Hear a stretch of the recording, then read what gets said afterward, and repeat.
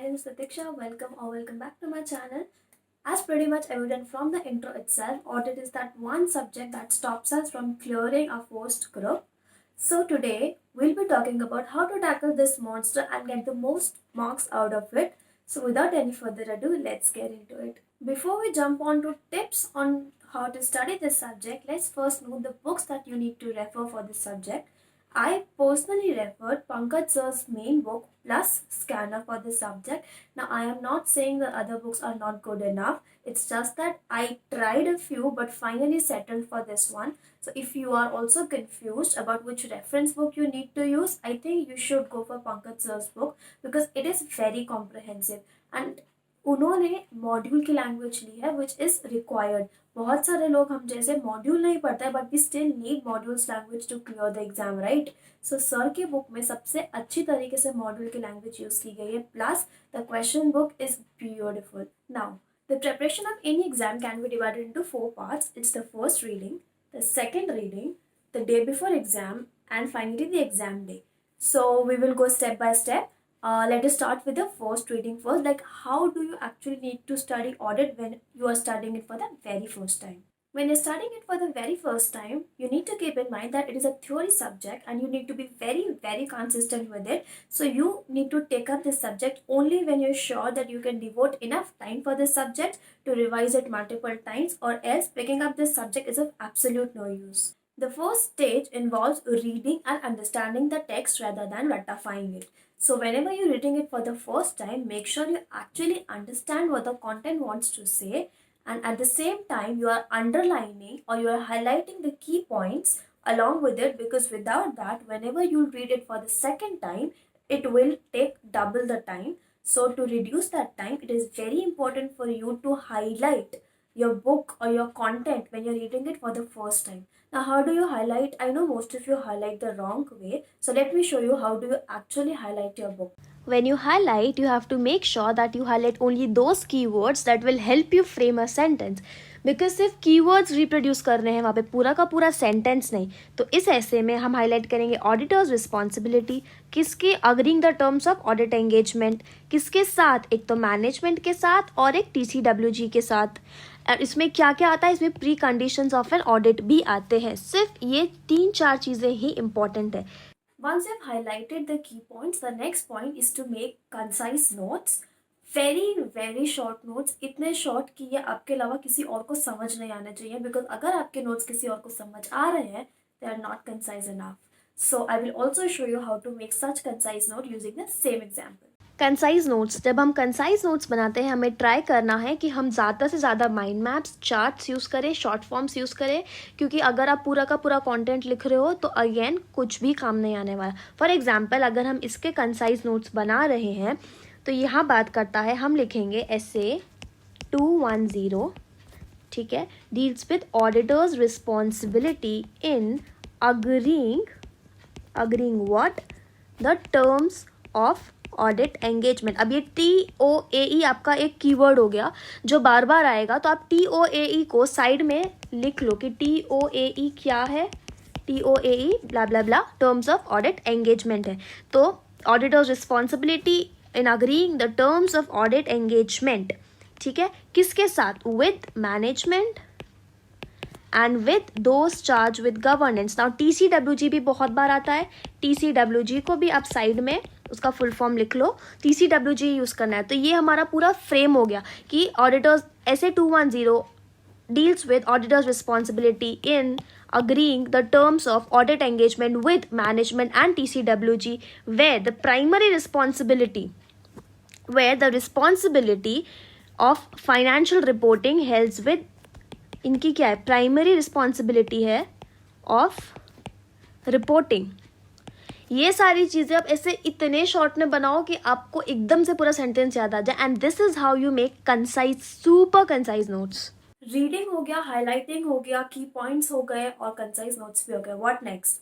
Mnemonics. Make sure you use a lot of mnemonics and memory techniques to remember all the points, because exam में आपको book की language लिखनी है ना. When I से book की language, I do not mean कि आपको एज इट इज रिप्रोड्यूस करना है वहाँ पे, लेकिन you need to use the keywords, and जहाँ पे पॉइंटर्स और हेडर्स हैं, you have to use the same headers and pointers.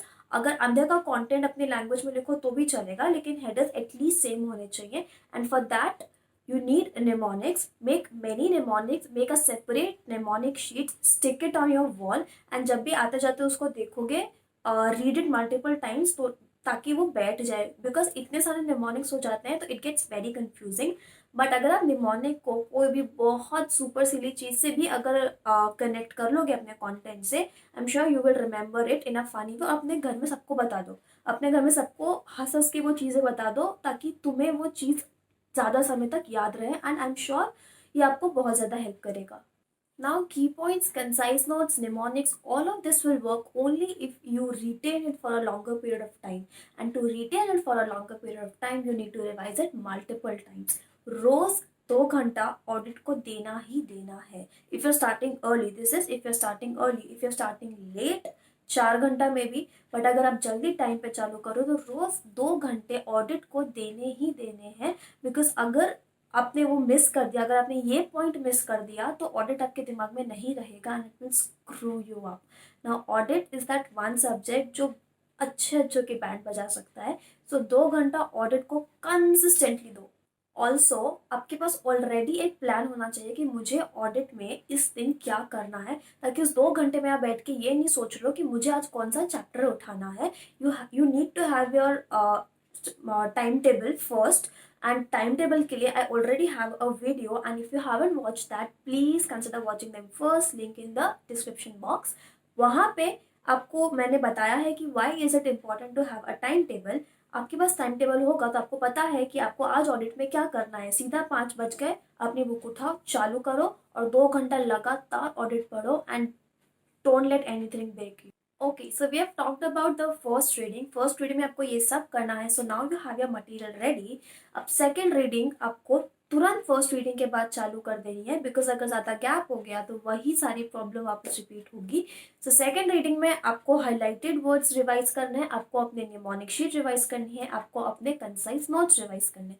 Second reading में आपको ये सारा कुछ रिवाइज करना है मल्टीपल टाइम्स, और इस रीडिंग में आपको बनाने हैं अपने audio notes. Now audio notes are a very very very beautiful thing. Audio notes मैंने फर्स्ट रीडिंग में इसलिए नहीं बोले क्योंकि फर्स्ट रीडिंग में अपना बहुत सारा टाइम अंडरस्टैंडिंग में ऑलरेडी चला जाता है। So second reading is the best time to make your audio notes. This way you will be revising your old stuff, at the same time you will be preparing for the last day by making your audio notes. Audio notes में आपको क्या करना है, आपको एक paragraph लेना है, अपने की पॉइंट्स उस ऑडियो में लिखने हैं, and you have to rename it as you wanted to. उसके बाद जब भी उसको आगे आपको पढ़ना है, कभी आपको रात को नींद नहीं आ रही है, कभी पढ़ने की इच्छा नहीं है, आपको वॉक पे जाना है, वॉक पे जाते जाते अपने ऑडियो नोट सुन लो। आपको कहीं बाहर जाना है, कहीं कम्यूट करना है, आप रास्ते में ऑडियो नोट सुन सकते हो। घर में बैठे बैठे कहीं भी ऑडियो नोट सुन सकते हो। You don't need a book, and आपकी खुद की आवाज़ में ऑडियो नोट्स आपकी खुद की आवाज़ में सबसे ज़्यादा इफेक्टिव होते हैं। मैंने खुद ने बहुत सारे ऑडियो नोट्स बनाए हैं। I think I can show you, अगर मेरे पास होगा तो मैं स्क्रीनशॉट यहाँ कहीं लगा दूंगी। तो मैंने बहुत सारे ऑडियो नोट्स बनाए थे and it help me a lot. मेरा फर्स्ट अटेम्प्ट और सेकंड अटेम्प्ट में सबसे बड़ा डिफरेंस था मेरा audio note.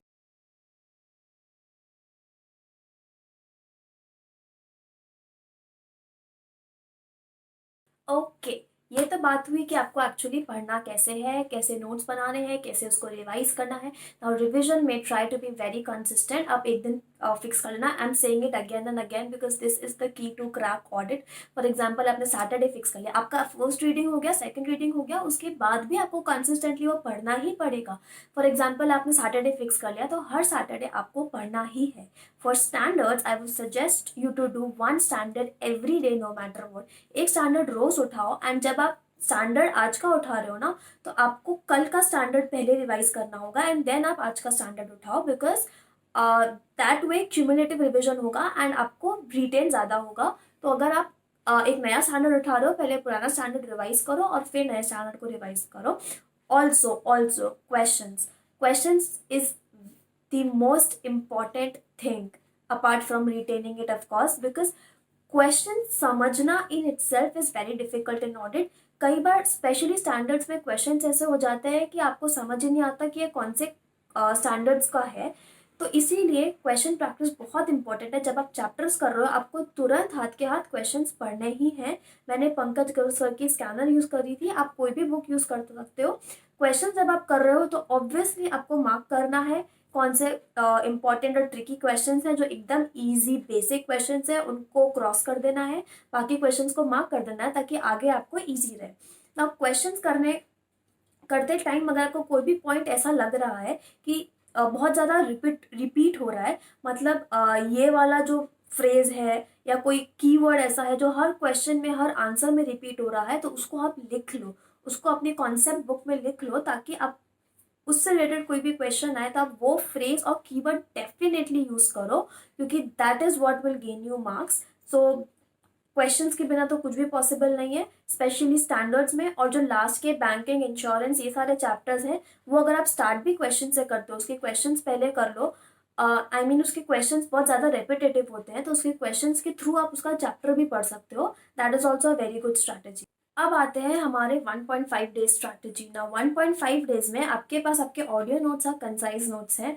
All you have to do is go through those audio notes and concise notes, and please पूरी बुक के पीछे मत भागना, बिकॉज अदरवाइज आप नहीं कवर कर पाओगे। Also I would suggest you to have mock drills beforehand, मतलब पहले आप कोई भी मॉक टेस्ट दे रहे हो उसके पहले try to revise the entire audit in those 1.5 days only. मतलब you have around 20 to 22 hours उन 1.5 डेज में, तो आप पहले ही ट्राई करो 20 to 22 आवर्स में रिवाइज करने का। That way you will know where you are lagging and ऐसी कौन सी चीज़ है जो आपको 1.5 डेज में रिविजन कंप्लीट करने से रोक रही है। That's where I lagged. मेरे फर्स्ट अटेम्प्ट में I couldn't revise in 1.5 days, and इसकी वजह से मेरा कॉन्फिडेंस बिल्कुल खत्म हो गया and I perform terribly. But the second time I attempted the exam I did it pretty well. So please have mock drills of those 1.5 days only. We only have mock tests, but it is also important to have mock drills of those 1.5 days also. Now this is how you'll do your 1.5 days. Now coming on to the exam. Exam day पे मेरे पास कोई नई strategy नहीं है, except that one question which always bothers you, and that is, क्या section number लिखना important है? Okay, for answering this question, imagine a cake. Cake का बेस है, उसके ऊपर उसकी क्रीम है, and then there is a cherry on the top. Now imagine I serve you only the base and no cream and the cherry. Would you like it? If the cake is really, really good, it's soft, it's chocolatey and spongy, you might like it. But if there's cream on it, you will love it. And if there's cherry, best. But what if I give you only the cream and cherry, even if it's of the best quality and no base? Would you like it? I don't think so, because no cream and cherry can be eaten without the base, so it's of no use, right? And what if I give you only the cherry? No use. Here, the base is your content, what you write. The cream is the presentation, how you present your content. And the cherry on the top is the section number. Now, if your content is wrong, the presentation and the section number are of absolutely no use. But if your content is correct, and even if your presentation and section number are not that great, it will work. Now, section number has not to be quoted wrong, because imagine having a sada hua cherry on your cake. Would you like it? It would destroy your content as well, right? It will destroy your base as well. So section number can never go wrong. Either it has to be there, or it should not be there, but the wrong section number will ruin it all. Presentation would work, but the content has to be the top class. Now this is how you will present, this is how you will read, this is how you will write your exams. So the first thing is content, second thing is presentation, obviously, because presentation matters a lot. बिना cream के pastry में उतना मजा नहीं आएगा, although काम चल जाएगा, but try to work on a presentation by writing as many answers as you can. And third is section numbers. ना section numbers are also important, but they are not everything. बहुत सारे लोग section number याद करने में इतना खो जाते हैं कि वो कंटेंट ही भूल जाते हैं. सेक्शन नंबर याद करो, जितने याद हो सकते हो उतने करो. लाइक स्टैंडर्ड्स के सारे याद कर लो, कंपनी ऑडिट के याद कर लो, कारो कर लो, टैक्स ऑडिट के क्लॉजेस, ये तो सारे ही हो गए, बट ठीक है, जितने आपसे होते हैं उतने ही करो. And that is how you prepare for your audit exam. That was my strategy. There is nothing very new in this. All you have to do is be consistent, retain it properly, revise it as many times as you can, write it down, make mnemonics, make memory techniques, highlight keywords. Keywords are the key, and that is it. So if you like this video, please give it a like, subscribe to my channel and comment down below. It motivates me a lot. Comment down any suggestions you have, any video requests you have. Let me know if you have any video requests, any specific video requests. So that's it for the video. Bye.